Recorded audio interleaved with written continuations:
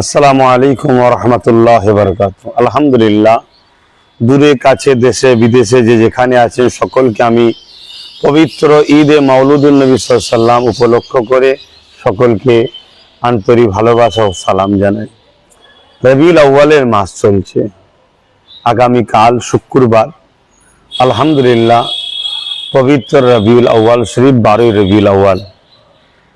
তামাম বিশ্ব জুড়ে আহলে সুন্নাত আল জামাত তথা নবী প্রেমিকরা কোরআন সুন্নাহ আলোকে নবী পাক সাল্লাল্লাহু আলাইহি সাল্লামের মৌলুদের মাসে নবী পাক সাল্লাল্লাহু আলাইহি সাল্লামের আগমন বৃত্তান্ত আলোচনার মাহফিল করে, শুকরিয়া আদায় করে আল্লাহর। এবং আল্লাহ পাক কোরআনে বলেছেন, তোমরা আমার নিয়ামতের শুকরিয়া আদায় করো, আমার নিয়ামতের বেশি বেশি করে প্রচার করো এবং আমার রহমত ও ফজল পে তোমরা আনন্দ খুশি করো। কিছু মানুষ দেখা যায় এই রবিউল আউয়ালের মিলাদুন নবীর বিরোধী করে, কিছু মানুষ আবার দেখা যায় মিলাদুন নবীর নামে আনন্দর নামে শরিয়ত বিরোধী কাজ করে। কিন্তু আহলে সুন্নাত আল জামাতের আকীদা, এই মাসে আমার নবী পাক সাল্লাল্লাহু আলাইহি সাল্লাম এবং সাহাবা হুজুরদের থেকে যে আদর্শ আমরা পেয়েছি এবং ইমাম মুস্তাহিদদের থেকে যেটা পেয়েছি, এই মাসে আমরা বড় বড় জামায়াত করে সেখানে হুজুর পাক সাল্লাল্লাহু আলাইহি সাল্লামের শিশুবেলার আলোচনা আমরা আমার নবীর উম্মতদেরকে শোনাই। আমার নবীর মাউলুদের যে ওয়াকিয়া ঘটেছে, আল্লাহ পাকের যে শ্রেষ্ঠ নিয়ামত আমার নবী পাক সাল্লাল্লাহু আলাইহি সাল্লাম এবং আমার নবী পাক সাল্লাল্লাহু আলাইহি সাল্লাম যখন আগমন করেছিলেন, যেসব নিদর্শনগুলো ঘটেছে, যে অলৌকিক ঘটনাগুলো আল্লাহ পাকের হুকুমে হয়েছে, সেগুলো মানুষকে শোনায়, যাতে করে মানুষ শুনে আল্লাহ শুকরিয়া আদায় করে এবং আল্লাহ শ্রেষ্ঠ নিয়ামতের শুকরিয়া আদায় করে আনন্দ প্রকাশ করতে পারে, যেটা আল্লাহর কোরআনের হুকুম। কুল বিফাদলিল্লাহি ওয়া বিরহমাতিহি ফাবিযালিকা ফালিয়াফরাহু। এবং কোরআনে আল্লাহ পাক আরো বলেছেন, ওয়া আম্মা বিনিআমাতি রাব্বিকা ফাহাদ্দিস, আরো ইত্যাদি ইত্যাদি অনেক জায়গায় অনেক আছে। এবং আমার হুজুর পাক সাল্লাল্লাহু আলাইহি সাল্লাম এলানে নবুয়াতের পরে তিনি বকরি জবাই করে খানা করে সাহাবা হুজুরদেরকে খাইয়েছেন এবং প্রতি সোমবার হুজুর পাক সাল্লাল্লাহু আলাইহি সাল্লাম নিজের মিলাদ উপলক্ষ করে, মিলাদের দিন খেয়াল করে রোজা রাখতেন।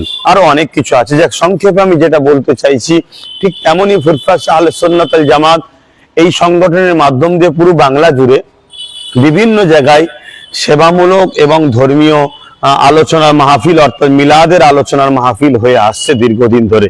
আমি এক এক বছর এক এক জায়গায় হাজিরি দিবার চেষ্টা করি।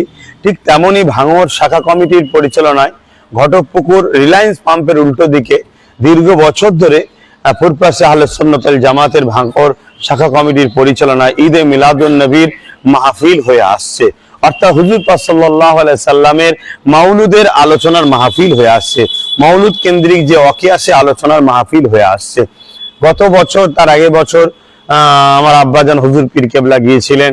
আমি অন্য অন্য জায়গায় যেতে হয় বিভিন্ন বছর বিভিন্ন জায়গায়। আলহামদুলিল্লাহ এবছরে নিয়ত রেখেছি, এই বছরে আমি ওই ঘটকপুকুর ওই প্রোগ্রামেতে হাজিরি দিবার ইনশাল্লাহ চেষ্টা করব, নিয়ত রেখেছি। সময় 2-2:30 মধ্যে ইনশাল্লাহ পৌঁছাবার চেষ্টা করব দুপুরে। আমার নবী প্রেমিক যারা আছেন প্রত্যেককে আমি খুলে আমভাবে দাওয়াত দিচ্ছি, আসুন আমরা সকলে আল্লাহর নিয়ামতের শুকরিয়া আদায় করব, আল্লাহর নিয়ামতের তাহদিস করব, প্রচার করব আমরা, কেন আল্লাহ হুকুম করেছে। এবং আমরা শরিয়তের গণ্ডির মধ্যে থেকে হুজুরের আলোচনা শুনে আমরা আল্লাহ শুকরিয়া আদায় করে দোয়ার মাধ্যম দিয়ে আমরা এই দিনকে আনন্দ উদযাপন করব। এবং যারা আসবেন অবশ্যই শান্তিপ্রিয়ভাবে আসবেন, যে যেখান থেকে আসবেন শান্তিপ্রিয়ভাবে আসবেন। আশা রাখছি আপনারা সকলে দলে দলে ওই হুজুরের যারা ভালোবাসার মানুষ আছে, হুজুরের ভালোবাসায় সকলে আসবেন।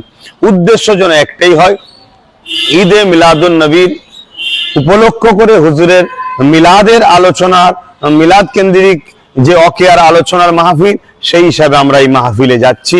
এই উদ্দেশ্যে আপনারা সকলে আসবেন, এটা মাথায় রাখবেন।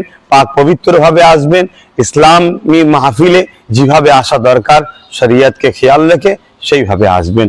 সকলের সুস্থতা কামনা করি। আরো একবার সকলকে পবিত্র ঈদে মাউলুদুন নবী সাল্লাল্লাহু আলাইহি সাল্লামের সকলকে ভালোবাসা, আন্তরিক শুভেচ্ছা, প্রীতি জানাই।